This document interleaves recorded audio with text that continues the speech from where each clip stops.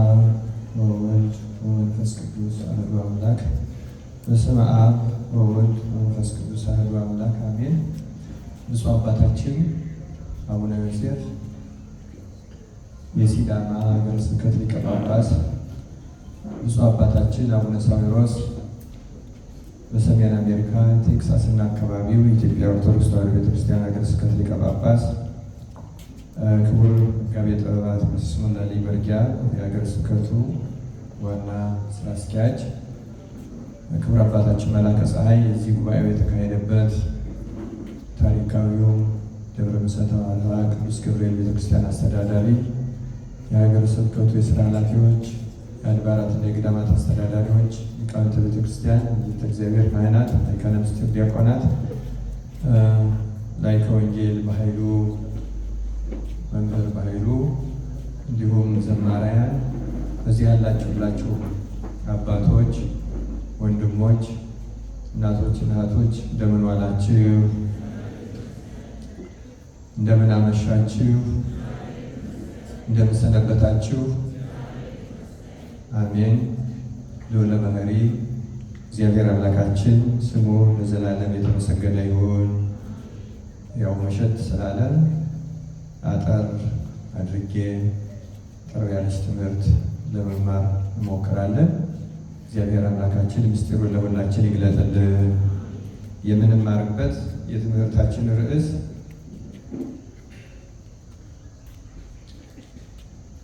ጥቃቅን ፍጥረታት የሚል ይሆናል።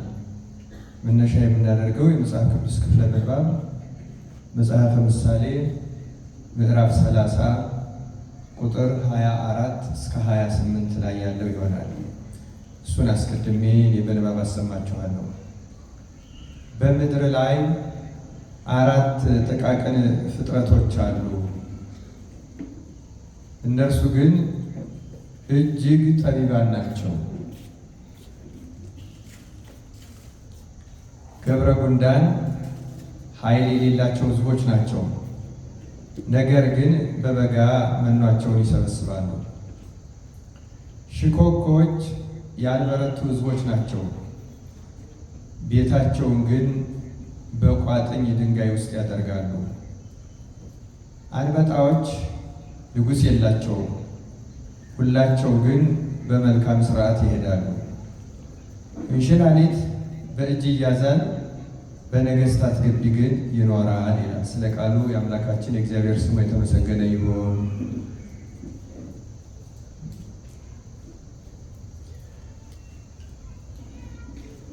በተነበበልን ቅድም በጸሎተ ወንጌሉ እንደሰማችሁት ማቴዎስ ወንጌል ምዕራፍ 25 ቁጥር 31 ጀምሮ ነው የተነበበው። ባለፈው ሳምንት ደብረ ዘይት ብለን አክብረናል። የማቴዎስ ወንጌል ምዕራፍ 24 ተነቦልናል፣ ተተርጉሞልናል። የደብረ ዘይት መልእክቱ 3 ነው ባጭሩ ሲጠቃለል። ዋናው መልእክቱ ግን ክርስቶስ ዳግመኛ ይመጣል የሚል ነው። ሁለተኛው ዳግመኛ ሲመጣ ግን ይመጣል በሚለው ምክንያት የሚያሳስቱ ስላሉ አንደኛ፣ ሁለተኛ የሚመጣበትም እርግጠኛ መሆኑ አስቀድሞ እንዲታወቅ የመምጣቱ ምልክቶች ተዘርዝረዋል።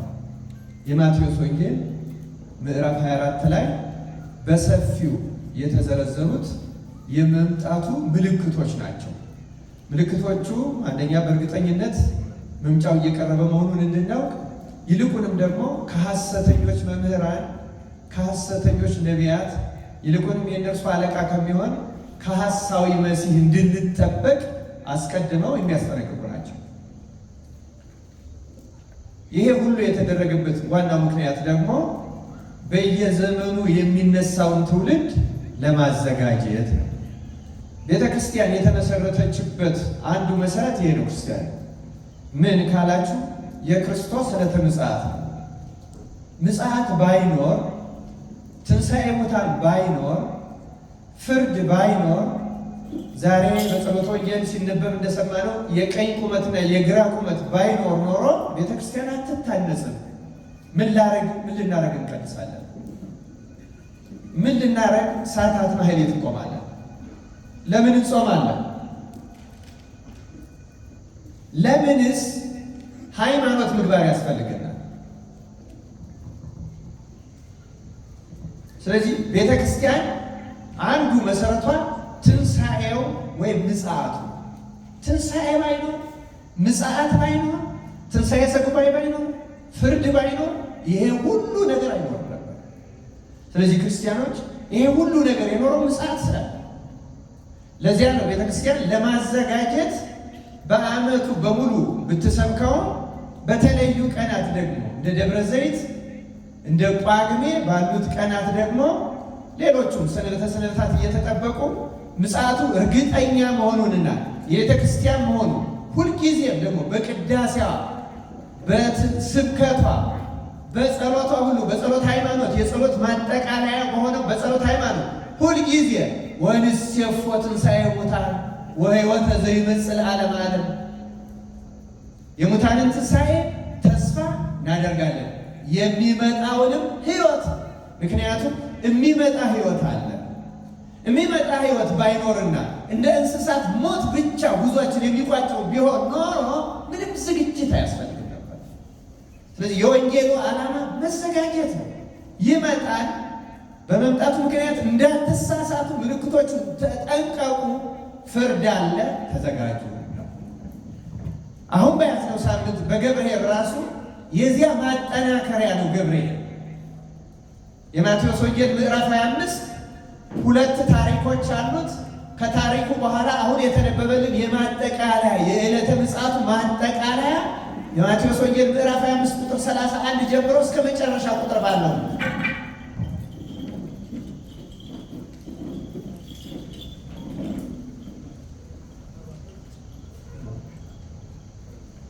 ክርስቲያኖች አስተውሉ እና ሁለቱን ታሪኮች ባጭሩ ማስታወስ ፈልጋለሁ።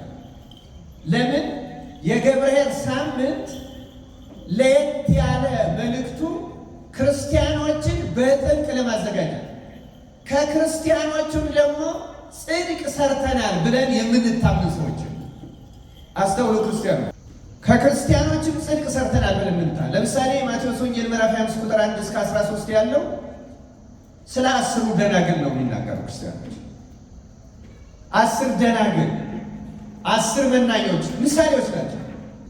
5ቱ ሰነፎች ናቸው፣ 5ቱ ብልሆች ናቸው። ክርስቲያኖች ተመልከቱ፣ ደናግል ሆነው መናኞች ሆነው መነኮሳት ሆነው የሚጠብቀን ፍርድ ምን አይነት እንደሆነ ለማሳሰብ የተነገረ ምሳሌ ነው። ሌላው ቀርቶ ደናግል የሚለው ቃል በጣም ከባድ ቃል ነው። ክርስቲያኖች ድንግል የሚለው ቃል ከባድ ትርጉሙ ከፍ ያለ ነው። ድንግል የሥጋ ንጽሕና ብቻ ላላቸው ሰዎች የሚነገር አይደለም። ቅዱስ ዮሐንስ አፈወርቅ ኦሪት ዘፍጥረት ምዕራፍ 24 ርብቃ ለይስሐቅ የታጨችበትን ታሪክ ሲተረጉም ልጅቱ ወንድ የማታውቅ ድንግልም ነበረች የሚለውን ሲተረጉም ድግግሞሽ አይደለም። ወንድ የማታውቅ ያላት በሥጋዋ ክብረ ንጽሕናዋን ያላጣች ያላደፈች ማለት ነው። ድንግል የተባለችው ግን ስለ ሕሊናዋ ነው።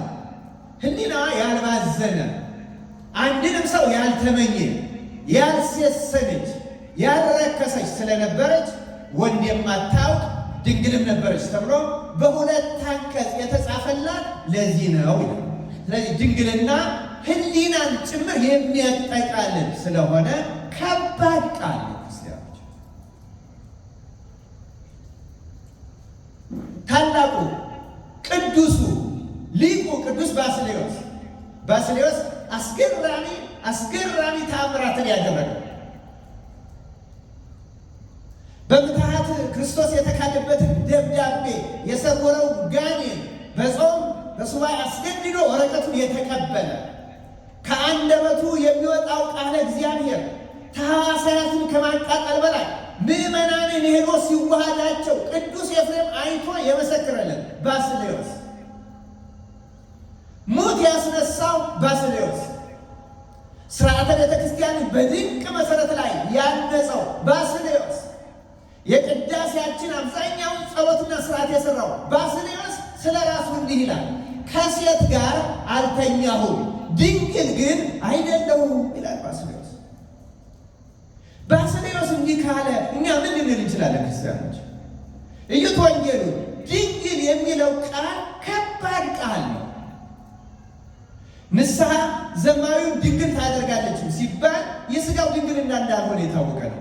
ግን ፍጹም ንስሐ ሕሊናውን ፈጽማ ትደነግለውና አንድ ሕፃን ልጅ በወንድና በሴት መካከል የሚፈጸም ሩካቤ ምን መሆኑን እንደማያውቅ ዘማን የነበረ ሰው ያ ነገር ምን እንደሆነ ሩካቤ ምን እንደሆነ እስከማያውቅ ድረስ ሕሊናው ይነጻል፣ ይከብራል ማለት ነው። ክርስቲያኖች ታዲያ ሰው እስከዚህ ድረስ ድንግልናን ከያዘ በኋላ ግን ሊኮነን ይችላል ነው የሚለን የማቴዎስ ወንጌል ምዕራፍ 25። አምስቱ ደናግል ሰነፎች ናቸው፣ መብራት አላቸው፣ ዘይት ግን የላቸው ማለት ነው። መብራት አላቸው ማለት ምን? ብዙ ጽድቅ አላቸው፣ ብዙ ጾም፣ ብዙ ስግደት፣ ብዙ ትሩፋት ሊኖራቸው ይችላል። ምናልባትም ይሄ ተመክሆን ፈጥሮባቸው እርግጠኞች ነበሩ ሙሽራው ሲመጣ ወጥተው እንደማይጣሉ እርግጠኞች። ምክንያቱም ጽድቅ ሲሰሩ ነው የኖሩት። ምክንያቱም በንስሐ ቢሆን ለድንግልና በቅተዋል። የእግዚአብሔር ቃል ግን አንድ ነገር ይጎላቸው ስለነበረ ድንግልና ከነበራቸው እንኳን ግማሾቹ ወደ እግዚአብሔር መንግሥት ሳይገቡ ቀሩ ይላል። ያሳዝናል። ምን አተው ካል ዘይት ምንድን ነው? ፍቅር። ክርስቲያኖች ማቴዎስ 4 የዕለተ ምጽአቱ አንዱ ቃል የሚናገር ከአመፃ ብዛት የተነሳ በዚያ ዘመን ፍቅር በሰው ልጆች መካከል ትቀዘቅዛለች። እዩ ክርስቲያኖች አስተውሉ። ዘይት ባለመያዛቸው ምናኔ እያለ ጾም እያለ ሰጊድ ቀዊም እያለ የሰዓታት የማህሌት ትጋት እያለ ሕሊናን ማንጻት እያለ ሌላም ነገር ሁሉ እንዳይመስላችሁ ይህ ሁሉ ስለያዛችሁ ብቻ የምንጸጥ እንዳይመስላችሁ። ፍቅር ከሌላችሁ ዋጋ የላችሁም። ተጠንቀቁ። ማዘጋጀት ማለት ነው። ተመልከቱ፣ ለኃጥኡ ብቻ አይደለም። ደናግሉ በዝሙት አልተከሰሱም። ደናግሉ በስርቆት አልተከሰሱም። ደናግሉ በመግደል አልተከሰሱም። ደናግሉ በሌሎቹ ኃጣው አልተከሰሱም። ፍቅር ባለመያዝ ግን ወደ ውጭ ወጥተው ተጣሉ። እግዚአብሔር እንደዚህ ከመሆን በቸርነቱ ይጠበቃል። ክርስቲያኖች አስተውሉ። ቀላል አይደለም። ሳምንታቱ የምናስብበት መንገድ ቀላል አይደለም። ከባድ ማስጠንቀቂያዎች ናቸው። ለማንኛችንም ቢሆን ከባድ ማስጠንቀቂያዎች። የገብረ ኄር የሚያስረዳን ነው። ክርስቲያኖች ገብረ አካይ ባላንዱ መክሊት የተኮነነው ስለ ኃጢአት አይደለም። ክርስቲያኖች ስለ መስረቅም አይደለም፣ በሐሰት ስለ መመስከርም አይደለም፣ ስለ ሌሎቹ ነገሮች አይደለም። ስለ አንድ ነገር ነው የተጎዳው። እሱ አሁን እንደሚጸድቅ እርግጠኛ ነበረ። ምክንያቱም መክሊቱን አላጠፋሁም፣ አላባከንኩም። አሁን አንዳንዶቻችን እንደዚህ ያለ እኔ ንጽሕናዬን አላበላሸሁም፣ ጾም አልሻርኩም፣ አስራት በኩራት አልበላሁም፣ አድርግ የተባልኩን አድርግ አላባከንኩም ምንል ሰዎች አለ። ግን ደግሞ ጌታ አለ አላተረፍኩበትም፣ ደግሞ ተጨማሪ አለ። ክርስቲያኖች ጠብቄዋለሁ የሚለው የገብረ አካይ ንግግር አለ። በእጄ አልሰረኩበትም፣ በእግሬ ወደ ዓመፅ አልተጓዝኩበትም፣ በአንደበቴ የሐሰት ሐሜት አልተናገርኩበትም። ይሄም ለእኛ ከባድ ነው። ግን ይህን እንኳን ብንጠብቅ ጠብቄያታለሁ ገንዘብህን የሚለው በቂ አይደለም። ያትረፍበት እንጂ የሚላል ክርስቲያኖች ትርፋል። ክርስቲያኖች አስተውሉ። የእነዚያ ፍቅር ነው። ፍቅር ቅዱስ ጳውሎስ ብሏል፣ ተራራና እስካፈርስ እምነት ቢኖረው እውነቱ አካሌን ለእሳት ለስለት እስከምሰጥ ሰማዕትነትን ብቀበል በመላእክት ልሳን ብናገር ፍቅር ከሌለኝ ከንቱ ነኝ። ጌታ የነገረን ዋዛ አይደለም። ንግግር ለማሳመር ጌታ አልተናገረውም። ሃይማኖት ቀልድ አይደለም። እኛ በሰፈርነው የጽድቅ መስፈሪያ ተመዝነን ጸድቀን አንገኝም። በእግዚአብሔር ፊት እንመዘናለን። ለድንግልና የበቃው እንኳን ይኮነናል የሚል ቃል ተጻፈ። እግዚአብሔርን ከዚህ ፍርድ በቸርነቱ ይጠብቃል። ክርስቲያኖች አስተውሉ። እነዚህ ነገሮች በሙሉ መዘጋጀትን ለማምጣት የእግዚአብሔር ፍርድ ቀልድ እንዳልሆነች ፍርዱ እውነትና ትክክል እንደሆነች መሐሪ ቸር ይቅር ባይ ቢሆንም ለዝንጎች ደግሞ አይደለም፣ ለግዴለሾች አይደለም፣ ለተሳላቂዎች አይደለም፣ ለራሳቸው እንደ ፈሪሳውያን ጽድቃቸውን ሰፍረው በተቀመጡ እንደ 5ቱ ሰነፎች አይደለም። ክርስቲያኖች ጥንቃቄ ይፈልጋል፣ ዝግጅት ይፈልጋል። ክርስቲያኖች ለማንኛችን እግዚአብሔር አምላክ ማስተዋሉን ይስጠን። ዛሬ የምንማርባቸው እኔ እንደ ርዕስ ያነሳኋቸውን ባጭር ነው ማቅረብ። ጥቃቅን ፍጥረታት ያቀረብኩት በእነዚህ በአራቱ የምንማረው ለዚህ ነው። እነዚህ የመዘጋጀት ምሳሌዎች ናቸው።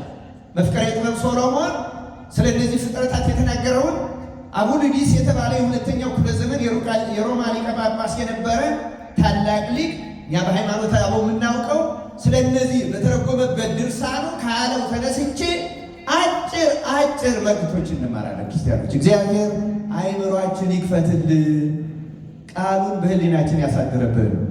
አሁን በዚህ በሐዋሳ ቅዱስ ገብርኤል ከጥንት ጀምሮ መቼስ አዲስ ትውልድ ስለሚመጣ ሁሌም አዲስ ትምህርት መማር አስፈላጊ ነው። ግን ያልፈሰሰ ቃል እግዚአብሔር የለም። በመላው ኢትዮጵያ ቤተክርስቲያን ያልፈሰሰ ቃል እግዚአብሔር የለም። ክርስቲያኖች ግን ለምን ፍቅር አጣን? ክርስቲያኖች ለምን ምግባረ ሰናይ ተራቆን? እስኪ ይህንን እንመርምረው እና አንዳንድ ጊዜ ክርስቲያኖች በደንብ ማስተዋል አስፈላጊ ነው። ማስተዋል አስፈላጊ ነው። እግዚአብሔር እንድናስተውል ይርዳል። እና እነዚህን ጊዜ ስለሌለኝ ቀጥታ ወደ ጉዳዮች ልግባ። የመጀመሪያዎቹ ሰምታችሁ እንደሆነ 4ቱ ፍጥረታት በጣም ደካማ ፍጥረታት ናቸው ተብሎ ግን እጅግ 4 ጥቃቅን ፍጥረቶች እነርሱ ግን እጅግ ጠቢባን ናቸው። እጅግ ምንድን ናቸው? ጠቢባን ናቸው። እና ገብረ ጉንዳን ኃይል የሌላቸው የመጀመሪያው ገብረ ጉንዳን ነው ክርስቲያኖች። እና ገብረ ጉንዳን በጣም ምሳሌነቱ ትልቅ ነው። እንዲያውም እዚሁ መጽሐፈ ምሳሌ ምዕራፍ 6 ላይ መፍቀሬ ጥበብ ሶሎሞን እንዲህ የሚል ቃል ጽፎልናል። አስተውሉ ክርስቲያኖች። ገብረ ጉንዳን የትጋት ምሳሌ ስለሆነ የመዘጋጀት ምሳሌ ስለሆነ ለዓይንህ እንቅልፍን ለሽፋሽፍቶችህም እንጉልቻን አትስጥ። ተመልከቱ። ለዓይንህ እንቅልፍን ለሽፋሽፍቶችህም እንጉልቻን አትስጥ። እንደ ሚዳቋ ከአዳኝ እጅ፣ ይህን ቃል ያዙት ክርስቲያኖ። እንደ ሚዳቋ ከአዳኝ እጅ፣ እንደ ወፍም ከአጥማጅ እጅ ትድን ዘንድ አንተ ታካች ወደ ገብረ ጉንዳን ሂድ፣ መንገዷንም ተመልክተህ ጠቢብ ሁን። አለቃና አዛዥ ገዥም ሳይኖራት መብሏን በበጋ ታሰናዳለች፣ መኖዋንም በመከር ትሰበስባለች። ጥቂት ትተኛለህ፣ ጥቂት ታንቀላፋለህ፣ ትተኛም ዘንድ ጥቂት እጅህን ታጥፋለህ። እንግዲህ ድህነትህ እንደ ወበዴ ችጋርህም ሰይፍ እንደታጠቀ ሰው ይመጣብሃል፣ ስንፍና ይይዝሃል ማለት ነው። የስንፍና ውስጤትም ደግሞ ችግር ይይዝሃል። ስለ ቃሉ የአምላካችን የእግዚአብሔር ስሙ የተመሰገነ ይሁን።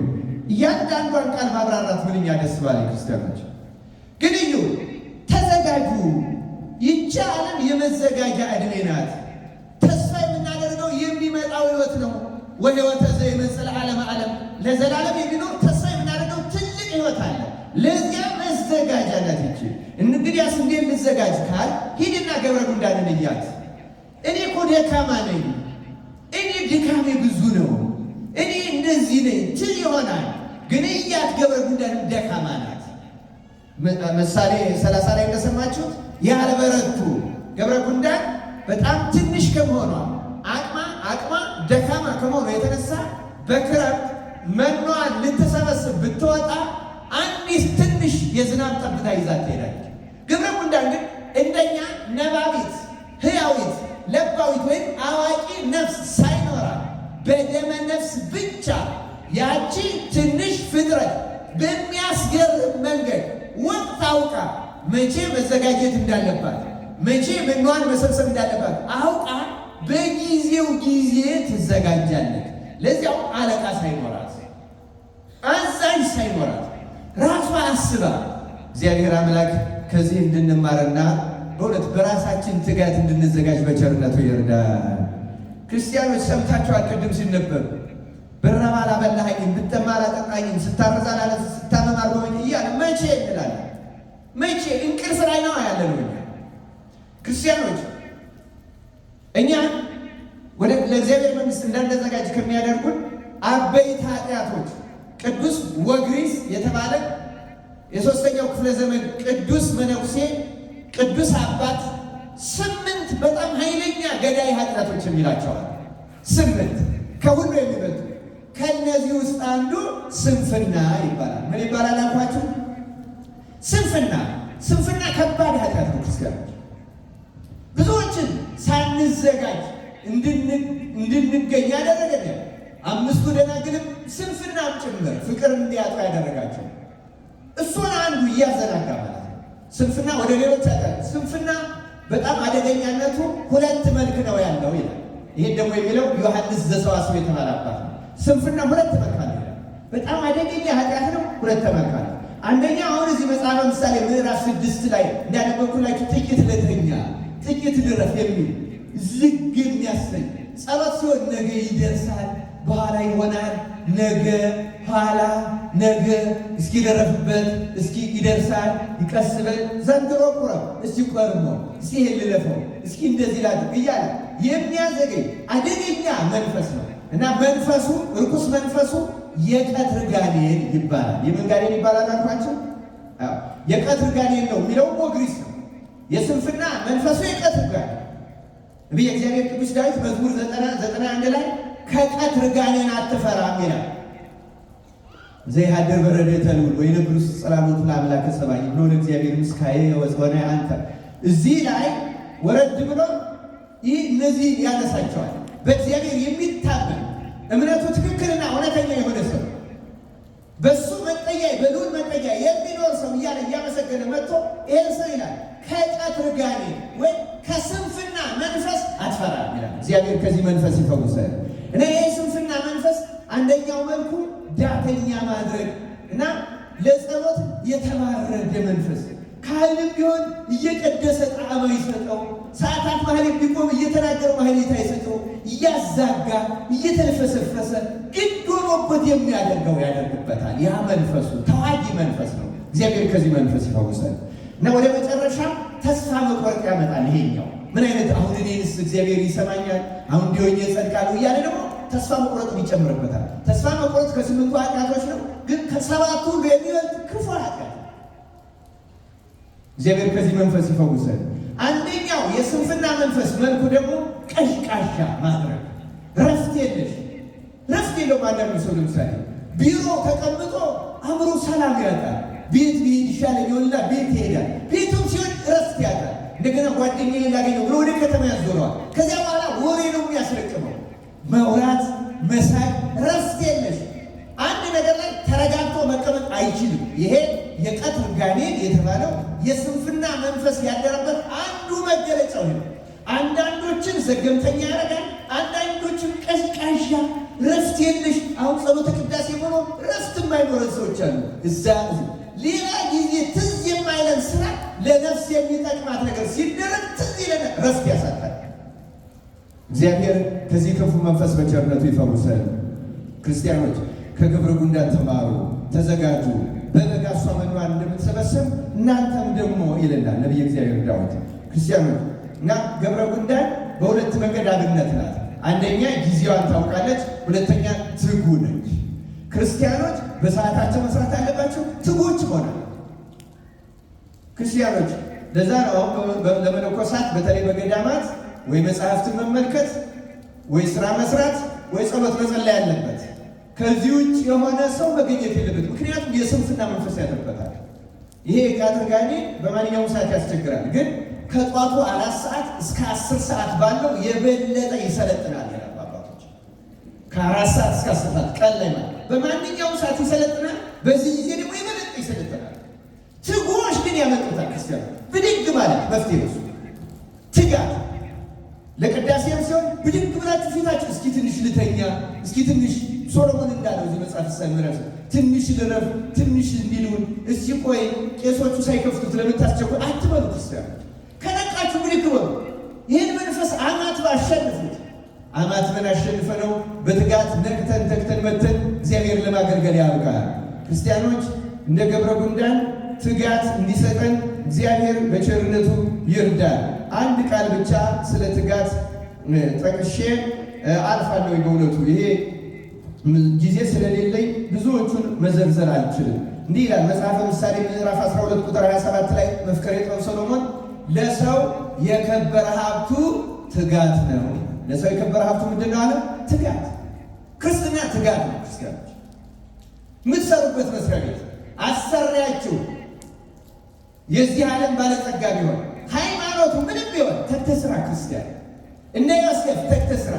ዮሴፍ ጲጥፋራ ሃይማኖቱ ሃይማኖት አይደለም፣ አገሩ አገር አይደለም፣ ደግሞም እኔ ሰርቼ የምጠቀምበት አይደለም ብሎ ሳይሰንፍ አገልግሎት በኋላ እንደተጠቀመው ተግተን እንሰራ እንጠቀማለን። አትመቅኙ፣ አሰሪዎቻችሁንም አትመቅኙ። ክርስቲያን ያለ ምቀኝነት በትጋት መስራት መጽሐፍ ቅዱሳዊ ነው።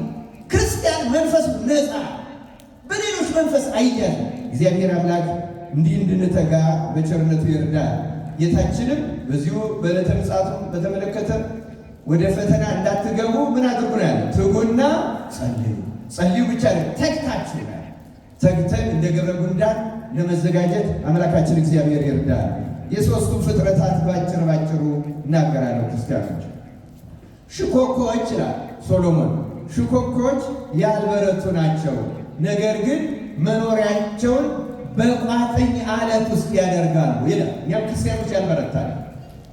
ሰይጣን አንበሳ ሽኮኮን ጨፍልቆ ሊበላት እንደሚፈልጋት ሰይጣን የሚውጠውን ፈልጎ እንደሚፈልግ በዙሪያችሁ እንደሚያገሳ አንበሳ በዙሪያችሁ ይዞራል እንዳለ ቅዱስ ጴጥሮስ፣ ሰይጣን እንደ አንበሳ በድካማችን ገብቶ ሊበላ በዙሪያችን ያገሳል።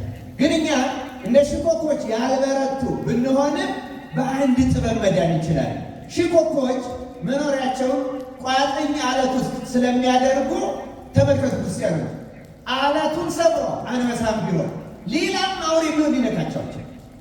ክርስቲያንም ልክ እነዚህ መጠጊያ አለት አምባ የሆነ አለት አለ። ያም ማለት ክርስቶስ ነው። ቅዱስ ጳውሎስ በቆሮንቶስ መልእክቱ ምዕራፍ 10 ላይ እንደገለጸው በእውነቱ ሁሉም ይከተላቸው ከነበረው ከዚያ አለት ተጠርተዋልና ያም ማለት ክርስቶስ ነበረ ይላል። ስለዚህ መሸሸጊያዋን፣ መጠጊያዋን፣ አምባዋን ክርስቶስን ያደረገች ነፍስ ምንም በኃጢአት ደካማ ብትሆን አንበሳው፣ ዘንዶ፣ ዲያብሎስ ሊውጣት አይችልም። ክርስቶስ የማይቆረጠር አለት ነው። ክርስቲያኖች የማይሰበር አለት ነው። ጽኑ አምባ መጠጊያ ነው። ስሙን መጠጊያ እናደርገው። ክርስቲያኖች ድርሳነ ሰንበት ላይ እንዲህ የሚል ቃል አለ። የሕያው እግዚአብሔር ልጅ ጌታችን መድኃኒታችን ኢየሱስ ክርስቶስ ሆይ ማረን እያለ ስሙን የሚጠራ ስሙ አምባ መጠጊያ አለት ነው ያለው። ይሄ ብዙዎች ገዳማውያን መጠጊያ እየሄዱ ቢጸልዩ ጸሎት የለም። እኛ ሁሌ የምንለው እግዚኦ መሐረነ ክርስቶስ ነው። ክርስቶስ ሆይ ማረን። ስሙ አምባ ነው። ስሙ አለት ነው፣ መጠጊያ። ኃጢአት አሁን ሲያስቸግረን ክርስቲያኖች፣ አንድ ሰው ለምሳሌ ዝሙትን እንቅልፍ ያባብሰዋል። እንቅልፍ የሚወድ ሰው መኝታ ካበዛ መኝታው ላይ ሆኖ ወንድ ከሆነ ስለ ሴት፣ ሴት ስለሆነች ስለ ወንድ ያስባል። ግን እንዲህ ያለ ሀሳብ ሲመጣበት በመኝታው ላይ እንዳለ ኢየሱስ ክርስቶስ ሆይ ከቻለ የሕያው እግዚአብሔር ልጅ ጌታዬ መድኃኒቴ ኢየሱስ ክርስቶስ ሆይ እባክህ እኔን ኃጢአተኛውን ይቅር በለኝ እያለ ደጋግሞ ከቻለ 41 ጊዜ ካልቻለ 12 ጊዜ ይህን ስም ብቻ ቢጠራ ያ የዝሙት መንፈስ ነቅሎ ወጥቶ ይሄዳል።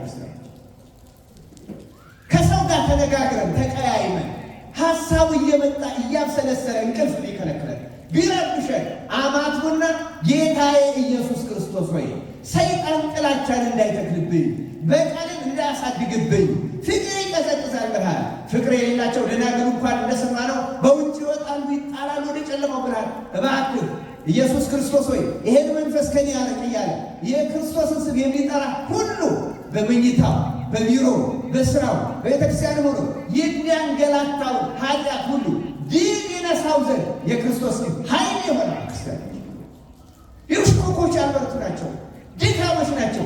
በአለቱ ምክንያት ግን ተጠብቀው እንደሚኖሩ እኛ በክርስቶስ ስም ተጠብቀን መኖር እንችላለን። ክርስቲያኖች በስሙ እንድንጠበቅ አምላካችን እግዚአብሔር ይርዳል። ፈቃደ ካህን ምክረ ካህን አለት ነው። ክርስቲያኖች ጌታ እንዳለ ማቴዎስ 16:16 አንተ አለት ነህ፣ በዚህች አለት ላይ ቤተክርስቲያንን እሰራታለሁ፣ የሲኦልም ደጆች አይችሏትም። አምባችን ክህነት ነው። ክርስቲያኖች ፈቃደ ካህን፣ ምክረ ካህን፣ ነፍስ አባት ማማከር በስርዓቱ ይሄ አለት ነው። ክርስቲያኖች ሰይጣን እንዳይጨፈልቀን የሚያደርግ ጽኑ መሸሸጊያ አለት ስልጣነ ክህነት። የኦርቶዶክሳዊ ስርዓተ ቤተክርስቲያን የስርዓተ አምልኮ ምሰሶች አንዱ ክህነት ነው። የማይነቃነቅ ምሰሶ። ክርስቲያኖች ክህነትን አታቃሉ፣ ካህንንም አታቅልሉ። ካህን ኃጢአተኛ ሊሆን ይችላል፣ እንደኛ በደለኛ ሊሆን ይችላል። ክህነቱ ግን ያነጻል፣ ያከብራል። ቅዱስ ዮሐንስ አፈወርቅ እንደሚለው ሁሉም ካህናት የእግዚአብሔር አይደሉም፣ በሁሉም ካህናት ግን እግዚአብሔር ይሰራል ይላል። ሁሉም የእግዚአብሔር አይደሉም። ያልተገባው ክህነት የያዘው ሞልቷል፣ የታወቀ ነገር ነው። በሁሉም ግን እግዚአብሔር ደግሞ ይሰራል። ማን ይሰራል? ተናገሩ። ማን ይሰራል? ከዚያ ውጭ ግን እንኳን በካህን በማንም አትፍረዱ የሚል ቃል አለ። እንዳይፈረድባችሁ ምን አታድርጉ? አትፍረዱ።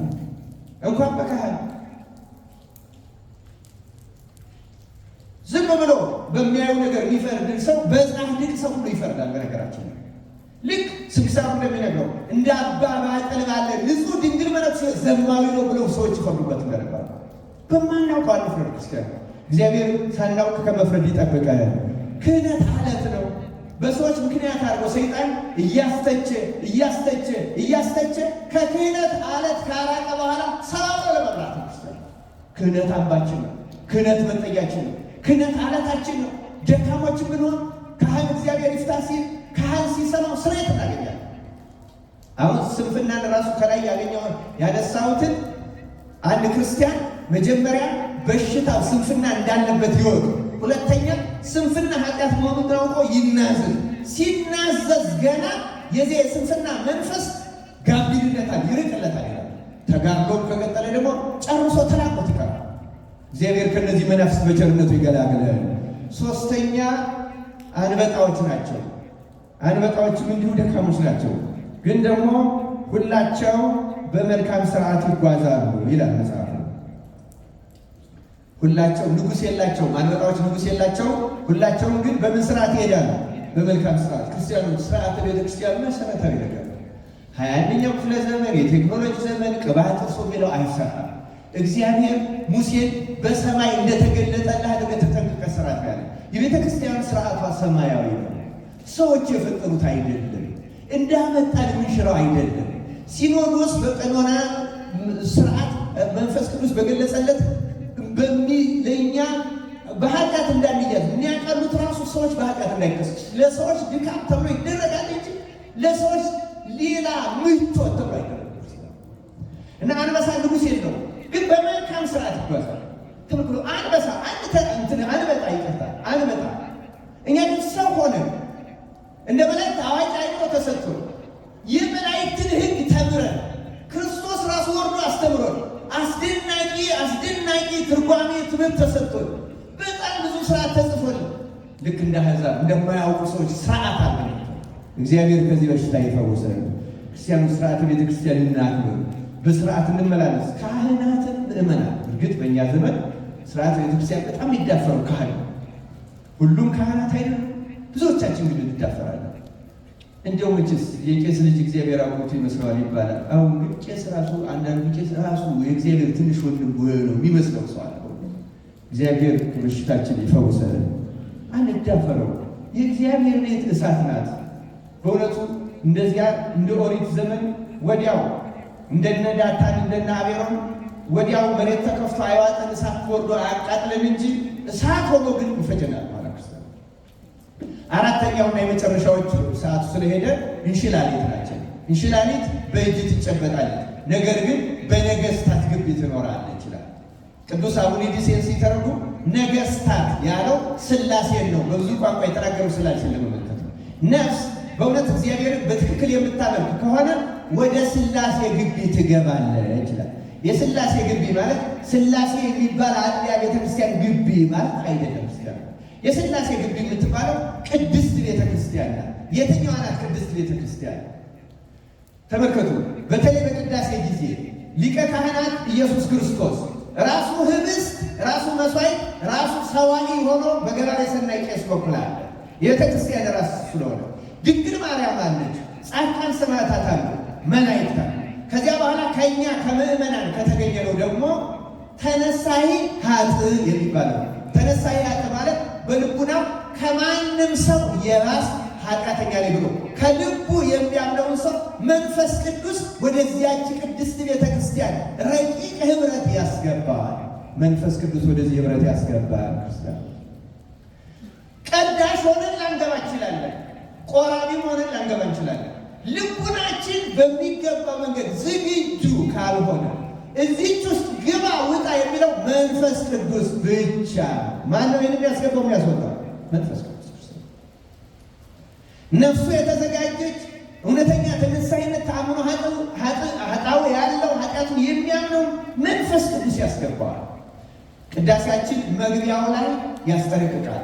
እኔ ሁለት ቃል ተናግሬ ትምህርቴን እጨርሳለሁ። ክርስቲያኖች መግቢያው ላይ ያለውን አንብቤ ባሰማችሁ አይከፋችሁ ማለት ነው። ጨርሻለሁ። ምንም ጊዜ አልወስድም። በእውነቱ ከዚህ በኋላ ክርስቲያኖች ያስተውሉ። ቅዳሴያችን መግቢያው ላይ ለእያንዳንዱ ሰው በአሁኑ ጊዜ ብዙ ቤተክርስቲያን አይነበብም።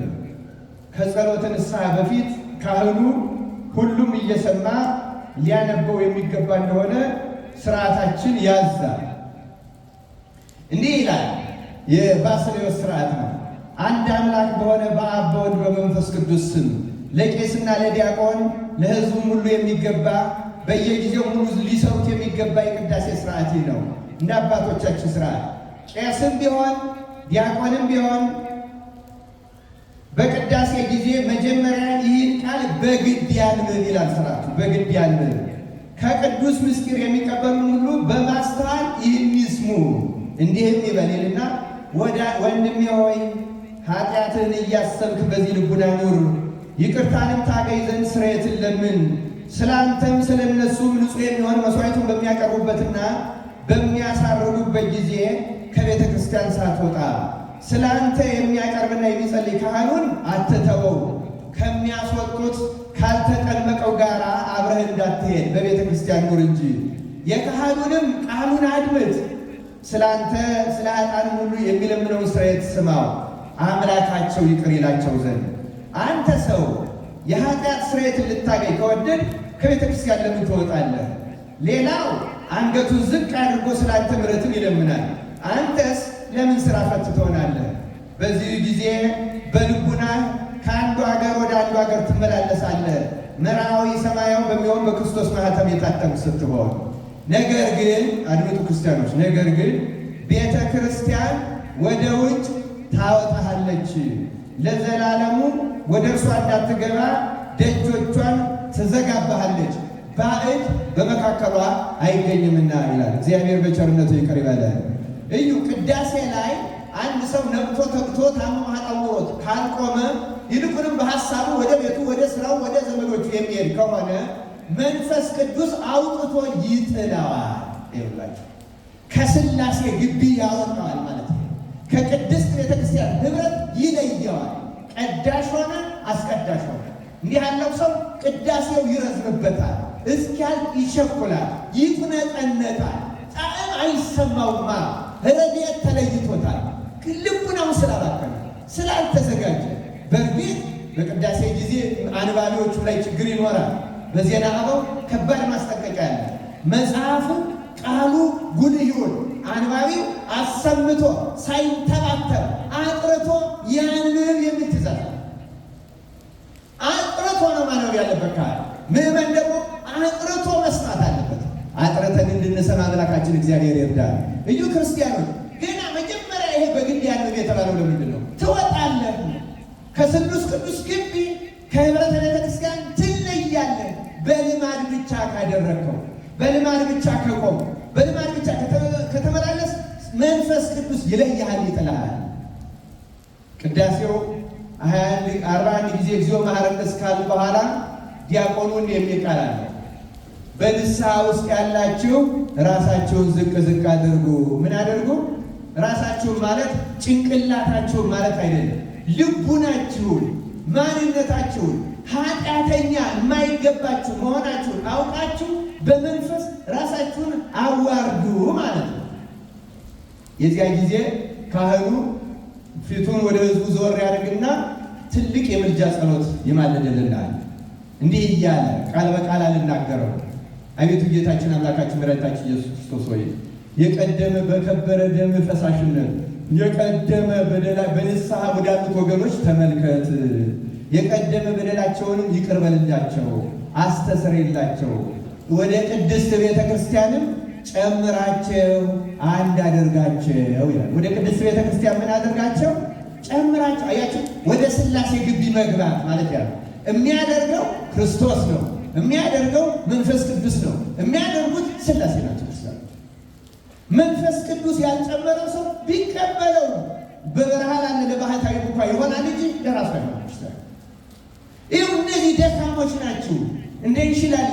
ግን ደግሞ መንፈስ ቅዱስ ወደ ረቂቅ ቤተ መቅደስ ወደ ረቂቅ የሥላሴ ግቢ ሊያስገባችሁና ልክ የንጉሥ ግቢ እንደፍሮ እንሽላሊትን የሚነካት እንደሌለ ሰይጣን ጫፋችሁን እንዳይነካችሁ የሚያደርግ ቢነካችሁ እንዳትሸነፉ የሚያደርግ ጸጋ ስሉስ ቅዱስ ይሰጧቸዋል ይላል።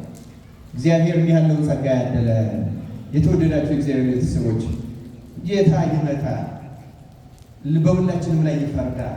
እንደሰማችሁት ደግሞ በአማኞች ላይ የጸና ፍርድ አለው። በአገልጋዮቹ መክሊት በተሰጣቸው ላይ መክሊቱ ሌላ ይምሰላቸው ሕዋሳቶቻችን ናቸው። ሕዋሳቶቻ ዋናው መክሊቶቻችን ነው። ገንዘብ የተሰጠዋለ፣ እውቀት የተሰጠዋለ፣ ሌላ ብዙ መክሊት የተሰጠዋለ። የመጀመሪያው ለሁሉም የተሰጠው ግን አካል ዘያክል የሚበቃ ሕዋስ አይምሮ፣ ይሄ ያልተሰጠ የለም። ይፈረድብናል። ክርስቲያኖች ተዘጋጅተን እንድንጠብቀው አምላካችን እግዚአብሔር ይርዳን። ይቆየን። ስብሐት ለእግዚአብሔር።